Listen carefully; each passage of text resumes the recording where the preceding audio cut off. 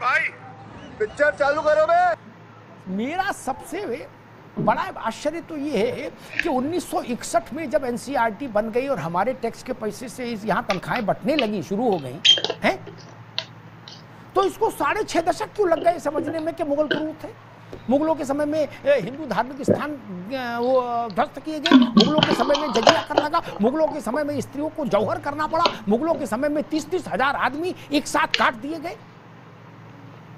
ये सब चीजें समझने में इतना समय, जो विदेशी इतिहासकार हैं जो मुगलों के समय भारत आए, यात्री या इतिहासकार, एक तो डॉक्टर भी आया था, उसने मुगलों के 3 राजाओं के 3 बादशाहों के यहाँ चिकित्सा की, उसने भी बड़े मजेदार किस्से लिखे।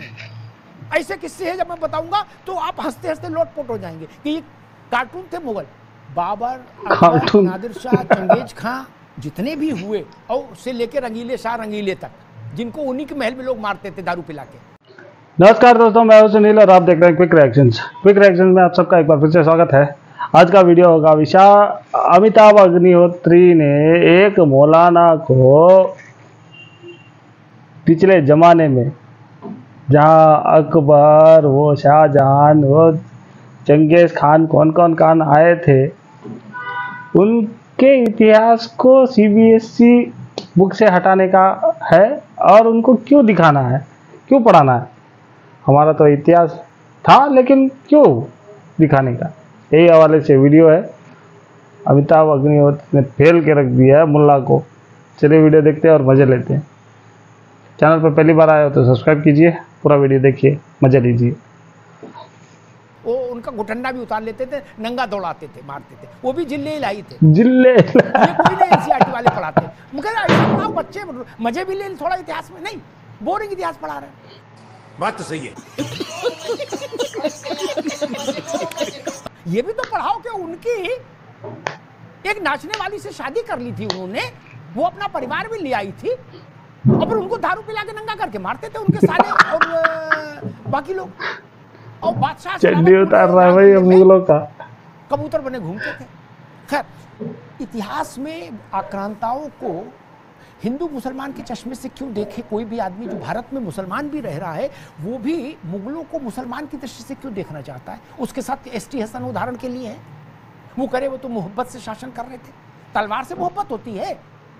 30-30 हजार आदमी को जिबह करके गाजी की उपाधि लेने वाले लोग, ये मोहब्बत की दुकान जो आजकल चल रही है कि हम मोहब्बत की दुकान खोले, ये भी मोहब्बत की दुकान खोले थे क्या मुफ्ती साहब? ये देखिए, मैं भी इतिहास का स्टूडेंट हूँ। एनसीईआरटी जो सिलेबस में बदलाव कर रही है, अभी देखिए G20 हुआ था, हमारे माननीय विश्लेषक से मैं आग्रह करता हूँ कि आज की डिबेट एक पढ़े लिखों की डिबेट है, टीका टिप्पणी के बजाय सत्य की डिबेट होनी चाहिए।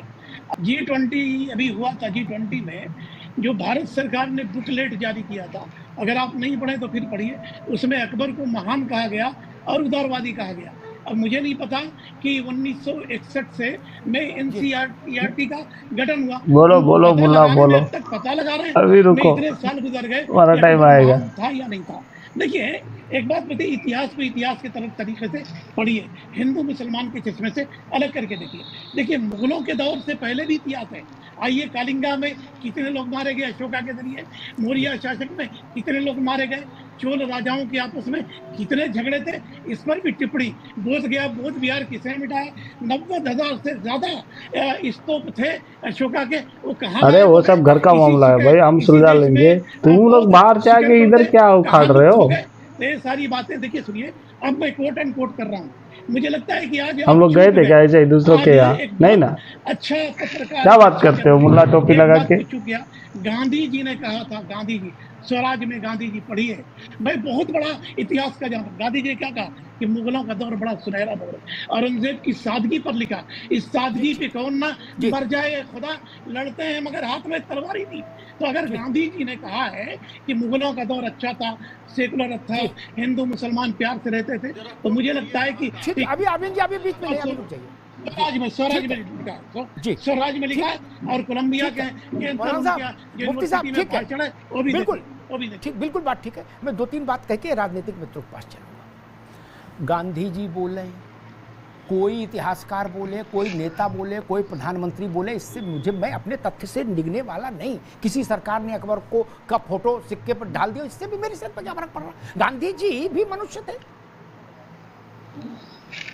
गांधी जी सातवें आसमान से तो नहीं आए थे। सब मनुष्य हैं, उनकी अपनी धारणा रही होगी। लेकिन मैं एक बात कहता हूं औरंगजेब पर और एक अकबर पर, फिर पॉलिटिकल डिबेट में चलते हैं।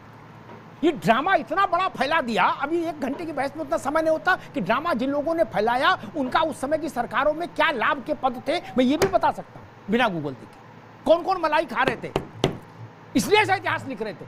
मौलाना मुफ्ती साहब, औरंगजेब जिसको बताया जाता कि ऐसी टोपी बिन बिन के उसने रोटी खाई पानी में डुबो डुबो के, उसकी हकीकत ये थी, उसने कहा कि मैं जल्दी बादशाह बनना चाहता हूं। अशोक भाई, आप दोनों बड़े मजेदार किस्सा है ये क्या। तो उसने अपने एक जो खास था चेला मित्र कुछ भी कहो एडवाइजर, उससे कहा लिख के मैं कूच करना चाहता हूं और अपने बालिग का गला काट के मैं जल्दी बन जाऊं। तो उनने कहा बेवकूफ हो, कूच कहां से करोगे, अभी माल पानी तो हो, सेना तो हो, माल कहां से आएगा। तो उसने कहा कि हमको सोचने दो। उसके चेले ने दिमाग लगाया, उसने कहा इस इलाके में जो ये फकीर है ना, भिखारी जो मांग रहे हैं गला अंगरखा पहन के, इनके पास बड़ा माल मत्ता है क्या। तो औरंगजेब ने कहा इनको खाने पे बुलाओ। क्या खाने बुलाया, खाना खिलाया, उसके बाद गेट बंद कर लिया और कहा कि शहजादे चाहते हैं कि आप सब लोग ये पुराने कपड़े छोड़कर नए कपड़े जो शहजादे दे रहे वो पहन के जाएं। और पुराने कपड़ों में माल था, सब रख लिया। 2 कंटाप मारे। मुफ्ती साहब, ये कौन बताएगा, ये गांधी जी नहीं बताएंगे ना।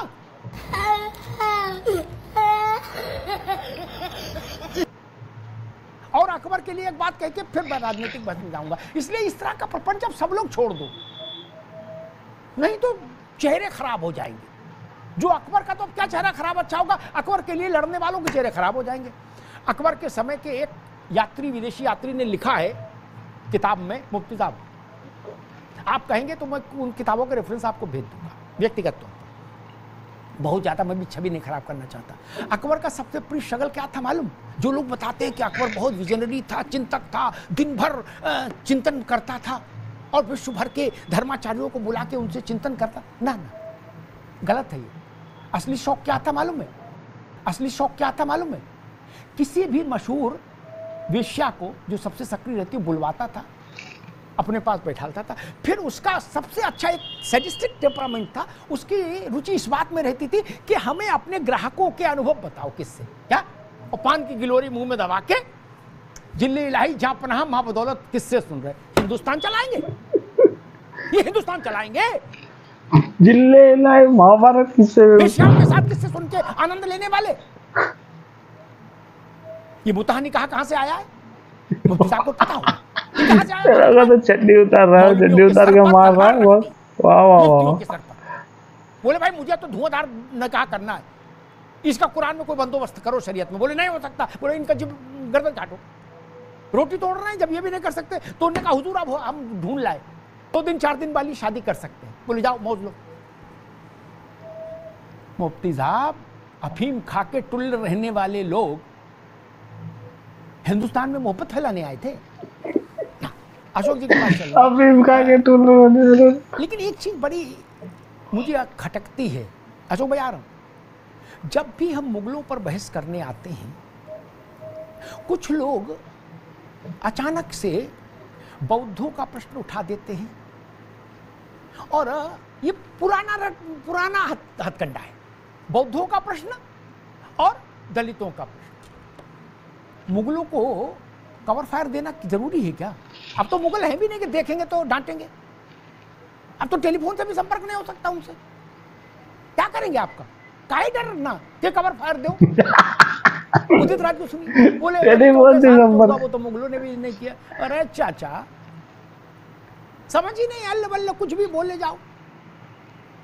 मुगलों को कवर फायर देना जरूरी है क्या? इस देश को सोचना चाहिए, और जो लोग कवर फायर दे रहे हैं उन पर सोचना चाहिए देश में। अमिताभ अग्निहोत्री अगर कोई गलत करते हुए मिल जाएगा तो उसको छोड़ेगा नहीं, फाड़ के रख देगा। कैसा लगा आप सब लोग को ये वाला वीडियो? अच्छा लगा तो प्लीज लाइक शेयर और सब्सक्राइब कीजिए। मिलते हैं अगले वाले वीडियो पे। जय श्री राम।